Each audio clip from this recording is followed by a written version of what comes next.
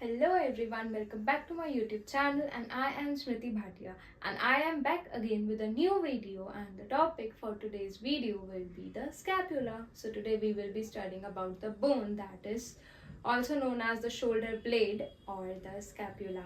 So let's begin. So सबसे पहले हम साइड डिटर्मिनेशन सीखेंगे कि कौन सी स्कैपुला किस साइड की है, हमें कैसे पता चलेगा. मेरे पास दो स्कैपुला हैं. अब कैसे पता चलेगा कि कौन सी स्कैपुला किस साइड की है. तो साइड डिटर्मिनेशन पता करने के लिए हमें पहले स्कैपुला का या किसी भी बोन का एंटीरियर और पोस्टीरियर सरफेस पता होना चाहिए. स्कैपुला में सबसे मेन चीजें होती हैं उसके सरफेसेस, एंटीरियर और पोस्टीरियर, उसके बॉर्डर्स और उसके अंदर जो प्रोसेसेस होते हैं. तो सबसे पहले हम देखते हैं कि एंटीरियर बॉर्डर कैसे पता चलेगा और पोस्टीरियर बॉर्डर कैसे पता चलेगा.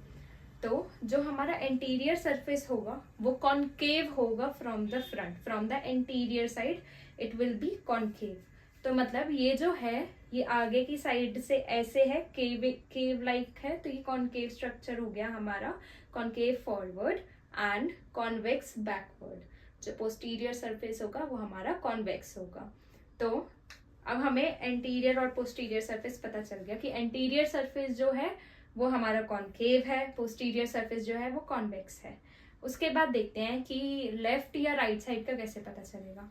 तो हमारे जो स्कैपुला होता है उसमें 3 बॉर्डर्स होते हैं. सुपीरियर बॉर्डर मतलब जो सबसे ऊपर वाला बॉर्डर होगा, मीडियल बॉर्डर जो मिड लाइन पे होगा मतलब मीडियल साइड पे होगा, और जो लेटरल बॉर्डर होगा हमारा वो होगा हमारा लेटरल साइड पे. अब ये कैसे पता करेंगे कि लेटरल बॉर्डर कौन सा वाला है, ये वाला है या ये वाला है. तो हमारा जो ह्यूमरस का हेड होता है वो ग्लेनॉइड कैविटी में फिक्स होता है. ग्लेनॉइड कैविटी क्या होती है? एक सॉकेट लाइक स्ट्रक्चर होता है जिसमें कि हेड ऑफ ह्यूमरस जाके फिक्स हो जाता है. तो जो हमारा स्कैपुला होता है इसमें एक हमें यहाँ पर डिप्रेशन सा दिखता है, बिल्कुल ऐसे सॉकेट जैसा, जो एकोमोडेट करता है हमारा हेड ऑफ ह्यूमरस को. तो ये हमेशा हमारा लेटरली प्लेस होगा.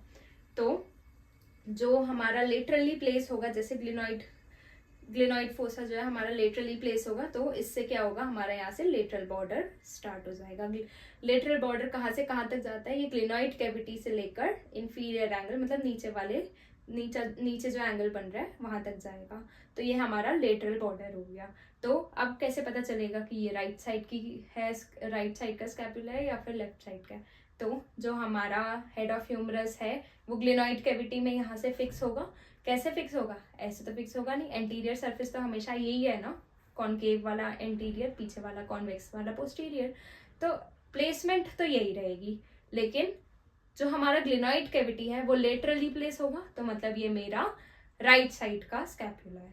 ठीक है. अब ऐसे ही जो लेफ्ट साइड का स्कैपुला होगा, सेम देखो, इसमें जो हमारा ग्लिनॉइड कैविटी है वो हमारा लेफ्ट साइड पे प्रेजेंट होगा, मतलब लेटरली प्रेजेंट होगा. अगर पीछे से हम देखेंगे तो ये ऐसे प्रेजेंट होगा.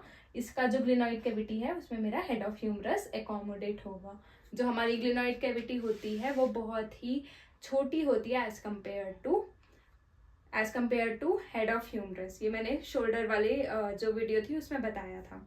तो ये तो हो गई हमारी साइड डिटर्मिनेशन. एक बार दोबारा से रिवाइज करते हैं कि जो हमारा एंटीरियर बॉर्डर होगा वो कॉन्केव लाइक होगा, पोस्टीरियर बॉर्डर कॉन्वेक्स लाइक होगा, और इसमें एक ग्लिनॉइड कैविटी होती है जो कि हमेशा लेटरली प्लेस्ड होती है. लेटरली क्यों प्लेस्ड होती है? क्योंकि इसको हेड ऑफ ह्यूमरस को एकोमोडेट करना होता है, इसलिए जो हमारी ग्लिनॉइड कैविटी होती है वो लेटरली प्लेस्ड होती है. तो ऐसे में हम बता सकते हैं कि राइट साइड की स्कैपुला कौन सी है और लेफ्ट साइड की स्कैपुला कौन सी है. और इसको होल्ड करने का एक तरीका होता है कि इसको हम जोन से साइड की स्कैपुला है ये, हम उस हैंड में पकड़ेंगे और इंफीरियर एंगल से मतलब जो नीचे वाला एंगल है उससे हम इसको पकड़ेंगे. तो ये हुई हमारी साइड डिटर्मिनेशन स्कैपुला की. ये एंटीरियर सरफेस हो गया, ये पोस्टीरियर सरफेस हो गया. Glenoid cavity always faces laterally. So friends, if you liked my video, then please hit the like button below and share it with your friends, and don't forget to subscribe on my channel if you are new to this channel, and we will be studying about the features of the scapula in the next video. Till then, keep studying, keep learning, and see you next time.